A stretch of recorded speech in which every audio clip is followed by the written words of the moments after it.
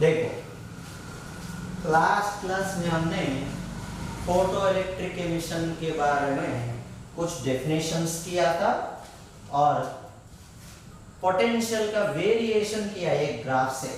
Positive potential में क्या होगा, नेगेटिव पोटेंशियल में क्या होगा, जीरो पोटेंशियल का क्या होगा बोल के। अब उसका नेक्स्ट पॉइंट करें। उसका नेक्स्ट पॉइंट हमने करंट का क्या लिखा था, देखो photo electric current,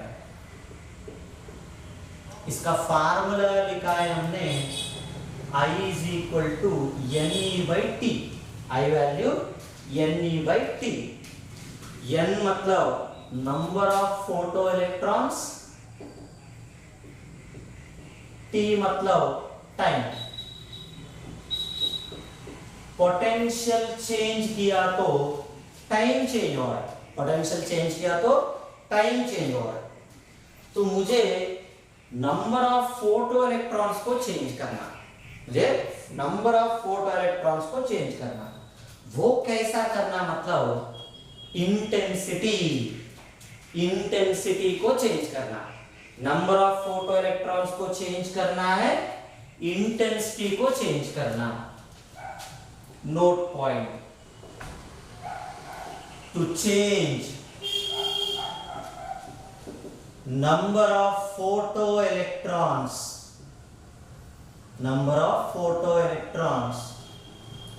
we need to change intensity of radiation, radiation का इंटेंसिटी को चेंज करना होगा।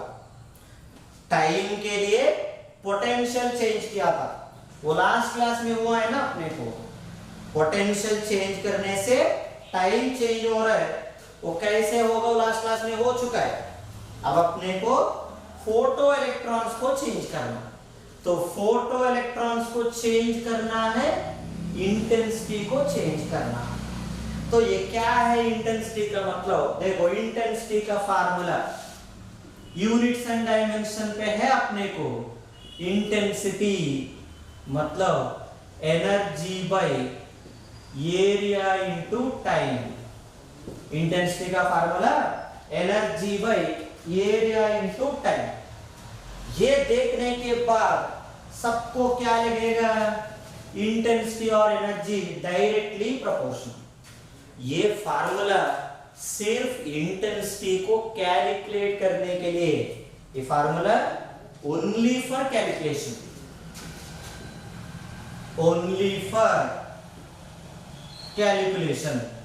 सिर्फ कैलकुलेशन के लिए ही ये formula intensity equal to energy by area into time.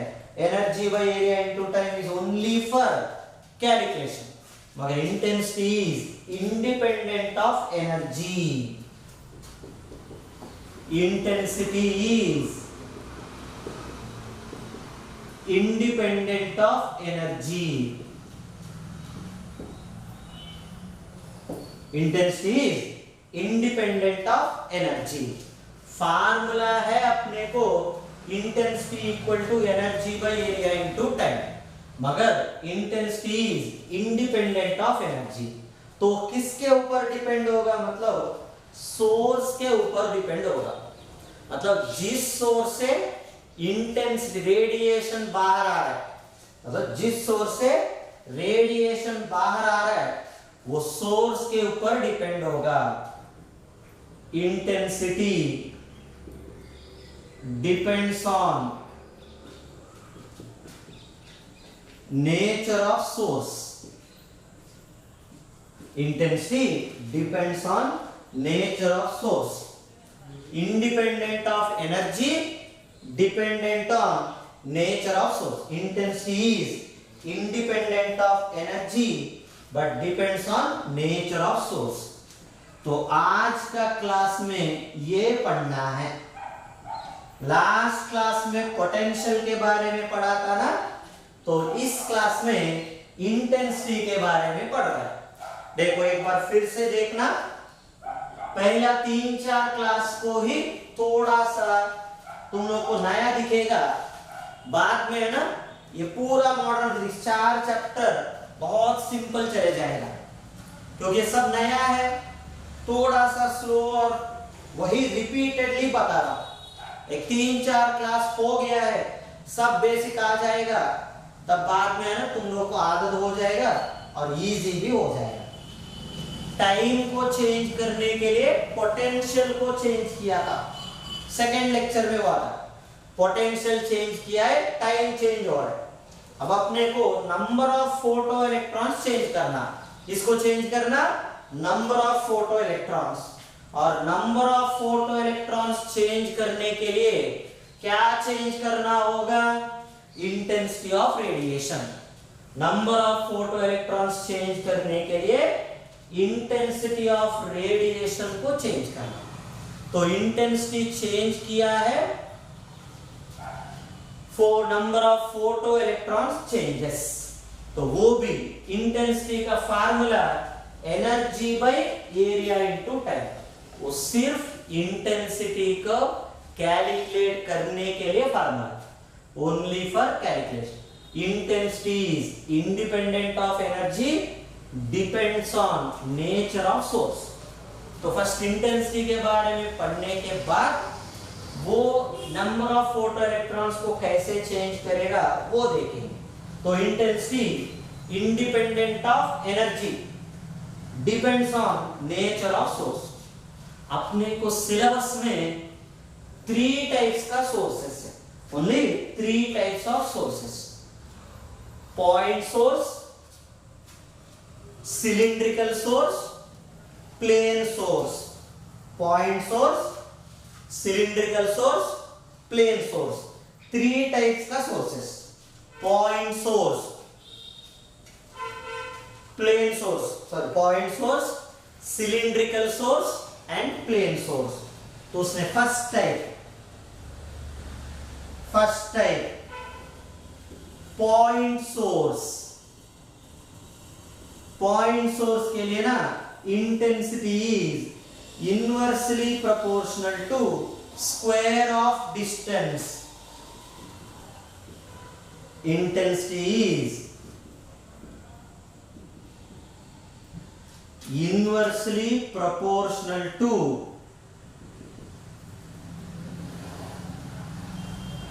Square of distance. मतलब डिस्टेंस को इंक्रीज किया है, इंटेंसिटी डिक्रीज। डिस्टेंस को डिक्रीज किया है, intensity increase. I proportional to 1/r²। ये पॉइंट सोर्स। और नो इंफॉर्मेशन, मतलब सोर्स के बारे में कुछ भी नहीं बताया तो भी वो पॉइंट सोर्स बोल के ही ले लेगा।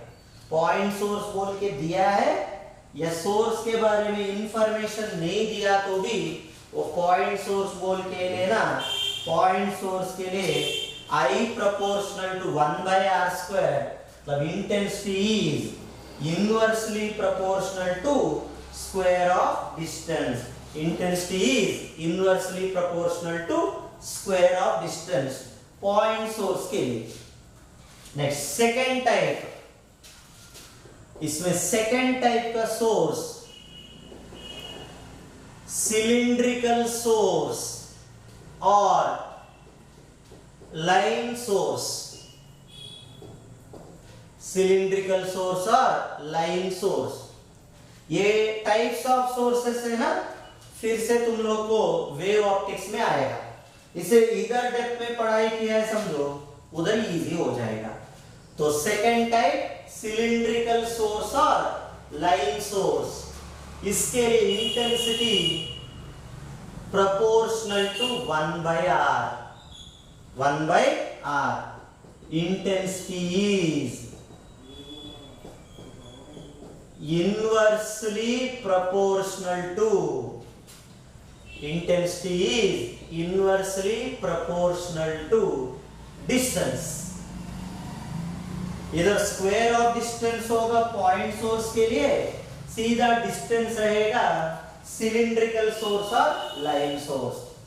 First type point source, intensity is inversely proportional to square of distance, I proportional to 1 by r square.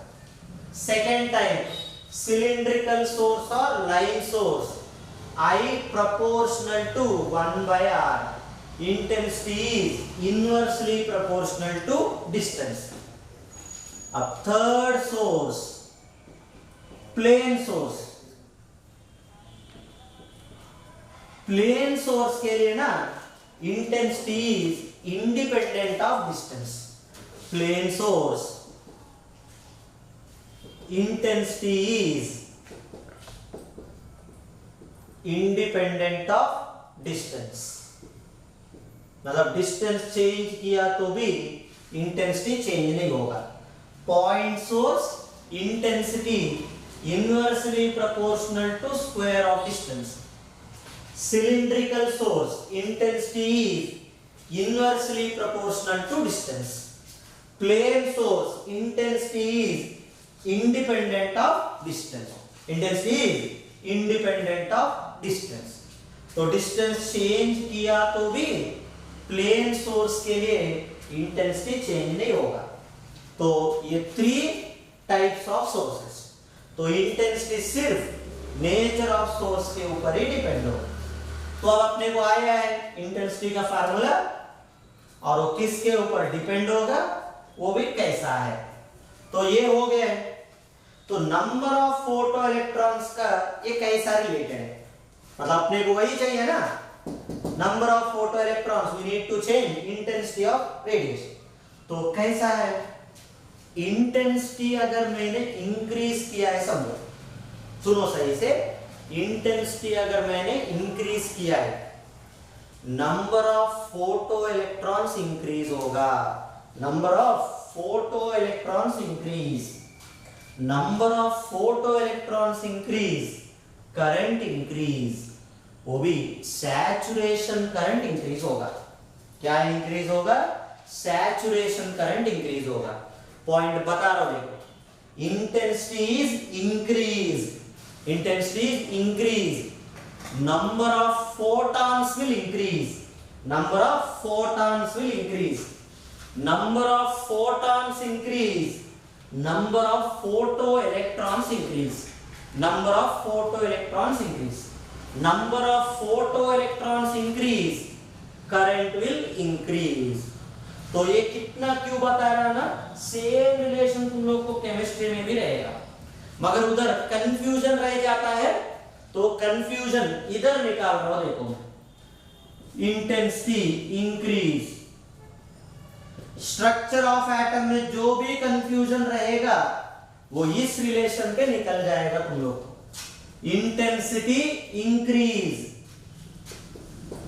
Number of photons increase, number of photons increase, intensity increase, number of photons increase, number of photons increase, number of photo electrons increase, number of photo electrons increase. ये देखो, I n directly proportional, number of photo electrons increase, photoelectric current increase, photoelectric current increase. वो भी correctly बोलना है तो saturation current increase, saturation current increase. ये relation देखो, relation intensity increase, number of photons increase, number of photons increase, number of photo electrons increase, number of photo electrons increase, photo electric current increase. Correctly बोलना है, saturation current will increase, saturation current will increase. मगर इसमें logic एक है, ये relation सभी valid जब electrons बाहर आएगा तभी ये रिलेशन वैलिड होगा. इलेक्ट्रॉन्स ही बाहर नहीं आ रहा है, इलेक्ट्रॉन्स बाहर नहीं आ रहा है, ये रिलेशन वैलिड नहीं है. ये relation valid only when photoelectrons comes outside. This relation is valid This relation is valid only when photoelectrons comes outside. Only when photoelectrons comes outside. जब photoelectrons बाहर आएगा तभी ये रिलेशन वैलिड होगा। इसके ऊपर प्रॉब्लम जब सॉल्व करेंगे ना, तुम लोग को ये आइडिया आएगा। इलेक्ट्रॉन्स अगर बाहर ही नहीं आ रहा है तो इंटेंसिटी चेंज करने से भी कुछ भी फायदा नहीं है। Without electron emission changing of intensity is of no use. सही से सुनो, without electron emission change in intensity is no use. Electron बाहर नहीं आया है, इंटेंसिटी को चेंज करके कुछ भी फायदा नहीं है। इंटेंसिटी को चेंज करके फायदा नहीं। इंटेंसिटी को तब चेंज करना जब इलेक्ट्रॉन्स बाहर आया। तो इलेक्ट्रॉन्स बाहर आया है तभी इंटेंसिटी को चेंज करना, तभी सैचुरेशन करंट चेंज होगा। पॉइंट रिपीट कर रहा हूं, देखो, इलेक्ट्रॉन्स ही बाहर नहीं आ रहा है, intensity relations are not valid. Electrons बाहर आया है तभी इंटेंसिटी रिलेशंस आर वैलिड। मतलब ये रिलेशन वैलिड होने के लिए condition energy greater than work function, frequency greater than threshold frequency, wavelength less than threshold wavelength, तभी ये रिलेशन वैलिड होगा। तो ये रिलेशन वैलिड होना है, energy must be greater than work function, frequency greater than threshold frequency, wavelength less than threshold wavelength. अगर ये relations valid नहीं है तो ये रिलेशन भी वैलिड नहीं है। तो सुनो सही से, ये पॉइंट तुम्हारा लैंग्वेज में तुम लोग लिख के रखना। इंटेंसिटी वेरिएशंस को लिखने के लिए इलेक्ट्रॉन एमिशन होना चाहिए। इलेक्ट्रॉन बाहर आया है तभी इंटेंसिटी रिलेशंस वैलिड होगा। इलेक्ट्रॉन्स अगर बाहर नहीं आया, intensity relations are not valid. देखो, intensity relations valid only when electron emission takes place. तो ये पॉइंट ध्यान पे रखना, क्योंकि इसके ऊपर रिपीटेडली क्वेश्चन पूछ रहा है अपने। मतलब जब तक इलेक्ट्रॉन बाहर नहीं आएगा तब तक इंटेंसिटी का वेरिएशन पकड़ने का नहीं अपने। तो देखो, रिलेशन पहले क्या लिखा था, photoelectric current, photoelectric current directly proportional to intensity of light. Photoelectric current directly proportional to intensity of light.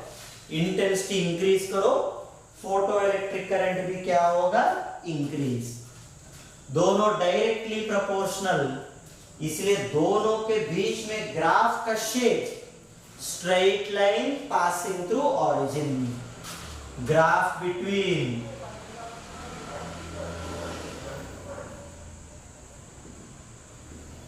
intensity of light and photoelectric current,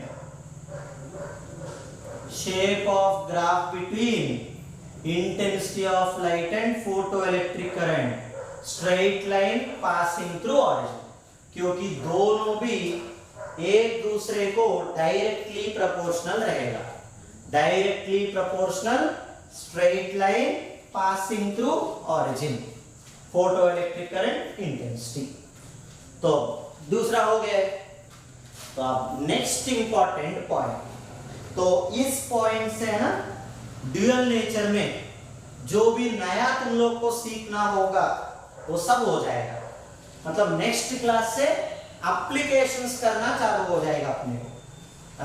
तो मतलब फर्स्ट क्लास में डेफिनेशन का, second definitions और energy का, third class में क्या कर रहा था हम लोग, इंटेंसिटी का। तो इससे ऑलमोस्ट तुम लोग को ऑलमोस्ट 4 क्लासेस में जो कुछ कुछ भी तुम लोग को लगेगा, मतलब जो भी अपने को लगेगा वो सब हो जाएगा। तो तुम लोग ये सब अच्छे से पढ़ के रखना, ये 3 क्लासेस का। तो फोर्थ क्लास से हम लोग इसका एप्लीकेशन सीखने को इजी रहेगा। देखो, photo electric current intensity of light directly proportional है ना, straight line passing through origin. अब एनर्जी, रेडिएशन का एनर्जी का नोट पॉइंट्स बोल के लिखेंगे, क्योंकि ये इंपॉर्टेंट है ना, नोट पॉइंट्स की जैसा। Energy of radiation equal to h nu hc by lambda, equal to h nu और hc by lambda। तो एनर्जी फ्रीक्वेंसी के ऊपर डिपेंड होगा, वेवलेंथ के ऊपर डिपेंड होगा। Energy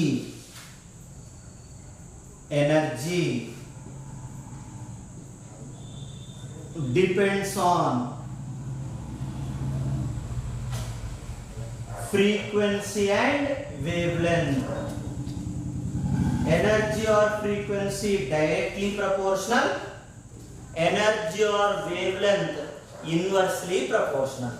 energy depends on frequency and wavelength, but is independent of nature of source के ऊपर डिपेंड नहीं होगा। एनर्जी सिर्फ फ्रीक्वेंसी और वेवलेंथ के ऊपर ही डिपेंड होगा, मगर independent of nature of source. Energy is independent of nature of source. वही इंटेंसिटी को पकड़ के जाओ, intensity is dependent on nature of source, but is independent of frequency and wavelength. Frequency and wavelength. तो frequency change किया है, energy change होगा, intensity change नहीं होगा। सोर्स को चेंज किया है, इंटेंसिटी चेंज होगा, फ्रीक्वेंसी और वेवलेंथ चेंज नहीं होगा। ये उसका मीनिंग। तो इंटेंसिटी को चेंज करना है, सोर्स को चेंज करना, एनर्जी को चेंज करना है, फ्रीक्वेंसी और वेवलेंथ को चेंज करना। अब नेक्स्ट पॉइंट देखो, तो सैचुरेशन करंट इंटेंसिटी के ऊपर डिपेंड है। Saturation current depends on intensity, मतलब फ्रीक्वेंसी चेंज किया है, सैचुरेशन करंट चेंज होगा क्या? नहीं होगा। वेवलेंथ चेंज किया है, सैचुरेशन करंट चेंज होगा क्या? नहीं होगा। तो next point, saturation current is dependent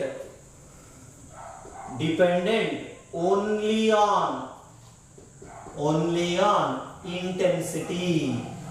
Saturation current is dependent only on intensity. Intensity के ऊपर ही डिपेंड होगा। क्या डिपेंड होगा? Saturation current. Saturation current is dependent only on intensity, मतलब independent of frequency and wavelength. मगर ये रिलेशन वैलिड होने के लिए इलेक्ट्रॉन्स बाहर आना चाहिए। तो अगर इलेक्ट्रॉन्स बाहर नहीं आया, photo electric current will become zero. Photo electric current zero है, उसका मतलब फोटो इलेक्ट्रॉन्स बाहर नहीं आया। नो फोटो इलेक्ट्रिक एमिशन, मतलब इलेक्ट्रॉन्स बाहर आया या नहीं आया बोल के अपने को कैसे पता चलेगा? नो फोटो इलेक्ट्रिक एमिशन मतलब photoelectric current becomes zero. Photo electric current becomes zero. Photo electric current zero होना चाहिए। तो ये एक्सपेरिमेंटल वेरिफिकेशन, एक एक्सपेरिमेंट से फोटो इलेक्ट्रॉन्स बाहर आया या नहीं आया बोल के अपने को कैसे समझता है, मतलब फोटो इलेक्ट्रिक करंट का वैल्यू को देखने का। अगर फोटो इलेक्ट्रिक करंट का वैल्यू जीरो हुआ है, photoelectric current is zero, उसका मतलब इलेक्ट्रॉन्स बाहर नहीं आया। No photoelectron emission, photoelectric current becomes zero. ये अपने को नेक्स्ट पॉइंट जो इसमें आना चाहिए। देखो फर्स्ट क्या है, एनर्जी फ्रीक्वेंसी के ऊपर डायरेक्टली प्रोपोर्शनल, वेवलेंथ के ऊपर इनवर्सली प्रोपोर्शनल, मगर वो सोर्स के ऊपर डिपेंड नहीं होगा। इंटेंसिटी सोर्स के ऊपर डिपेंड होगा, मगर independent of frequency, independent of wavelength. तो उसके बाद हम लोग रिलेशन में लिखा था, देखो सैचुरेशन करंट भी, saturation current is dependent only on intensity. Saturation current is dependent only on intensity, मतलब फ्रीक्वेंसी के ऊपर भी डिपेंड नहीं होगा, वेवलेंथ के ऊपर भी डिपेंड नहीं होगा। Independent of frequency, independent of wavelength. Experimentally photo electric emission नहीं है, मतलब इधर फोटो इलेक्ट्रिक इफेक्ट नहीं हुआ बोल के अपने को कैसे समझता है, मतलब photoelectric current should become zero. If photoelectric current becomes zero, तब no photoelectric emission. No photoelectric emission का meaning photoelectric current will become zero. ये नेक्स्ट पॉइंट अपने को ध्यान पे रहने का। अब नेक्स्ट है, ये फोटो इलेक्ट्रिक एमिशन है ना, स्पॉन्टेनियस प्रोसेस।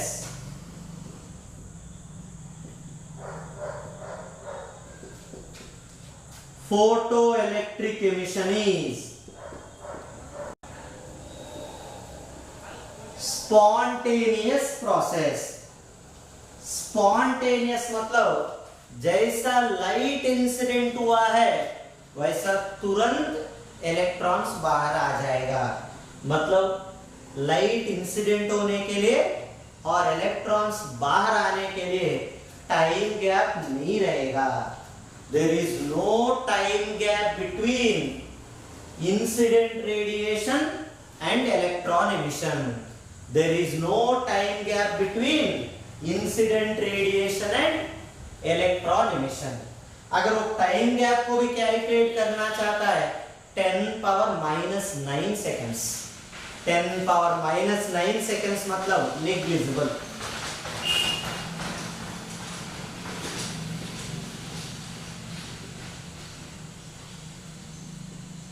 ये लिख रहा हूं, देखो इधर, there is no time gap between